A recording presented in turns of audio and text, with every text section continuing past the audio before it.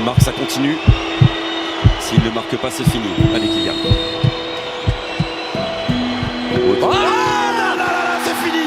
La Suisse est en quart de finale de l'Euro. Quand tu prends un mur, et l'Euro c'est un mur, hein. Quand tu te fais éliminer en huitième de finale, tu rates un penalty décisif, bah tout de suite tu te poses des questions parce que ça s'est pas bien passé, donc pourquoi ça s'est pas bien passé? Dans le football, plusieurs choses peuvent créer de la tension. Jouer en infériorité numérique, concéder un coup franc dangereux en fin de match, ou encore attendre une décision de la VAR. Mais parmi ces sources de stress, le penalty décisif est une épreuve unique. Mbappé, Baggio, Terry, Messi, Beckham. Tous ces grands joueurs ont déjà coûté à leur équipe une défaite cruelle. Certains en ont longtemps été traumatisés. Dans un moment clé du match ou en séance de tir au but, le penalty est souvent comparé à une loterie. D'autres le voient comme un simple geste qui fait gonfler les stats. Mais c'est bien plus que ça.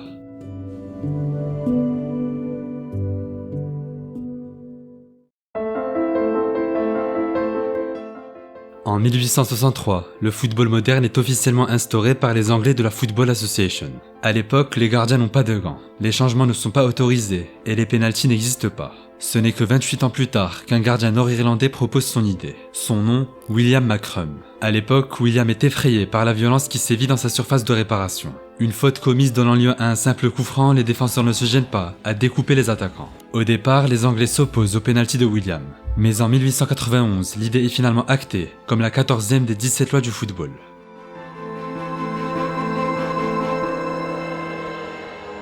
Est-ce que vous pensez que les tirs au but, c'est de la loterie? Parole à un spécialiste, Jérôme Bretagne.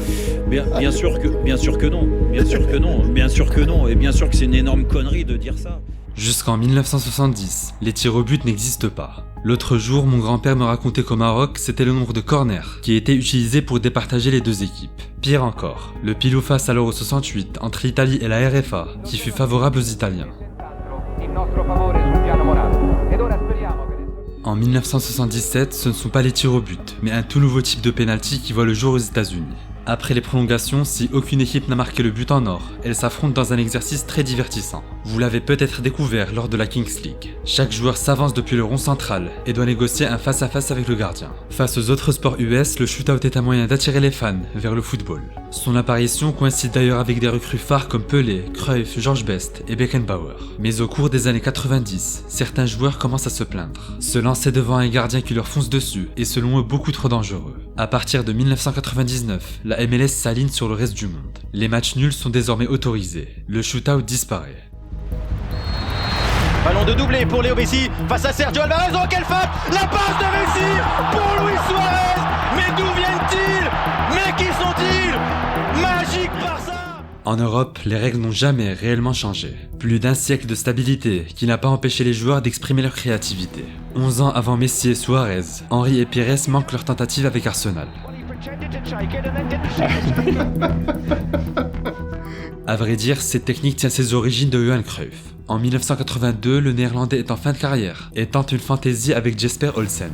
Mais devant la combinaison, la Panenka est de loin la technique la plus populaire. Elle aussi tient ses origines du XXe siècle. En 1976, la Tchécoslovaquie affronte la RFA en finale de l'Euro. Score final 2 partout, place au tir au but. Dernier tireur, Antonin Panenka invente son propre geste.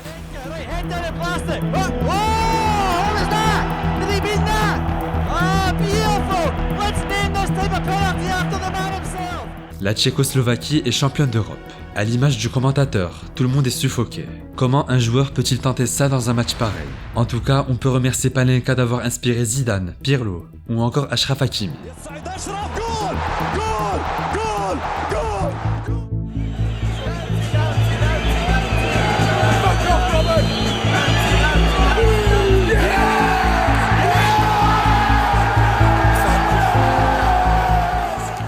Pour arrêter un penalty, il faut un bon gardien, mais pas que. Il y a quelques années, le machine learning a fait son entrée dans le football. Déjà utilisé pour assister au coaching et analyser les performances, cette technologie est aujourd'hui une arme fatale pour les gardiens. Recueillir un maximum de données, les traiter, puis aboutir à des statistiques. Ensuite, les gardiens notent sur une bouteille d'eau la probabilité de chaque joueur de frapper à droite, à gauche ou au milieu de la cage. Jordan Pickford utilise cette technique en Première Ligue et avec l'Angleterre. Gabaski, le gardien égyptien, s'en est aussi servi lors de la CAN 2021. Il prend la bouteille, chaque fois qu'on veut tirer, il prend la bouteille d'eau, il regarde où le joueur a l'habitude de tirer et il plonge sur ce côté-là. Phénoménal. Certains le voient comme de la triche, mais en tout cas, aucune règle écrite n'interdit l'utilisation de ces anti-sèches. Pourtant, à chaque penalty, les gardiens sont surveillés de près, bien plus qu'il y a une vingtaine d'années. Au début des années 2000, la règle d'un pied sur la ligne existe déjà, mais les arbitres n'y prêtent pas grande attention. Dida en 2003 puis Dudek en 2005 passent entre les mailles du filet, mais depuis l'introduction de la VAR en 2019, impossible de tricher. It's Renard, and this time she converts. Elle est belle, elle est riche et elle est blonde. Et alors? Moi, je suis pas riche et je suis pas blonde. Non mais ça m'énerve ça. Non mais tu crois que Zidane à l'Euro 2000, il savait qu'il allait gagner contre les Portugais sur un penalty? Non, il le savait pas. Bon, les filles c'est comme les penaltys. Si tu gamberges trop, t'as aucune chance de planter.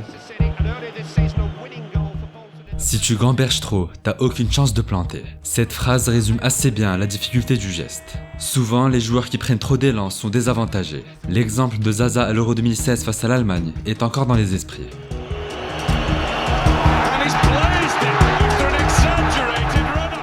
Pour contrer la pression, certains joueurs ont des techniques particulières. On peut citer l'inspiration profonde de Cristiano Ronaldo, le spinner de Lucas Vazquez ou encore les petits pas de Neymar. Tous ces rituels boostent la confiance. Une confiance qui peut néanmoins être brisée à tout moment.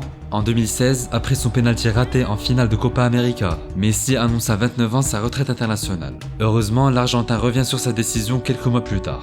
La même année, pendant l'Euro, João Moutinho refuse de frapper son pénalty face à la Pologne. Le Portugais n'a pas encore digéré son raté face à l'Espagne 4 ans plus tôt. Mais grâce à l'insistance de son capitaine, Moutinho finit par se lancer.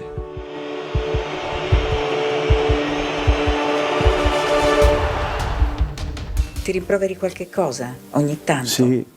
Per esempio? È una roba sola. Purtroppo è qualcosa che non riesco a dimenticare. Diciamolo. Quel giorno a Pasadena. D'autres joueurs n'ont pas eu la chance de se racheter. En 1994, l'Italie affronte le Brésil en finale de la Coupe du Monde. Score final 0-0.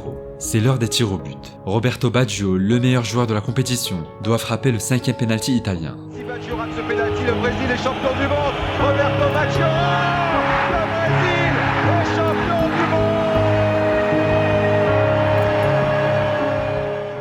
Il divine Codino reste immobile, figé sur la pelouse du stade Rose Bowl. Un moment qui devient immédiatement légendaire. Y a-t-il plus cruel que de perdre un mondial au penalty? L'équipe de France l'a connu 2 fois. En 2022 face au diable Emiliano Martinez, mais aussi en 2006 face à l'Italie. Après l'expulsion de Zidane, le DF n'est pas en confiance. Sur leurs 5 penaltys, les Italiens trompent tous Fabien Barthez. Quant aux Bleus, ça passe pour Wiltor, Abidal et Sagnol. Le seul malheureux, David Trezeguet. David, oh ça va! C'est pas vrai! C'est pas vrai, c'est la main! C'est le héros malheureux de la finale. David Trezeguet, en larmes devant l'ovation que lui réserve la place de la Concorde. Trezeguet racontera plus tard le traumatisme de cet épisode. Après la finale, j'étais au fond du trou. La défaite, mon tir manqué, je m'en voulais. Arrivé à l'hôtel, ma mère me dit que quelqu'un veut me voir. C'était Maradona. C'était la première fois qu'on se parlait. Il m'a réconforté et m'a dit que lui aussi avait vécu des moments difficiles. Vous l'aurez compris. Un penalty est bien plus qu'un simple coup de pied arrêté. C'est une responsabilité, une épreuve mentale. Le tireur de penalty, c'est le joueur en qui on croit.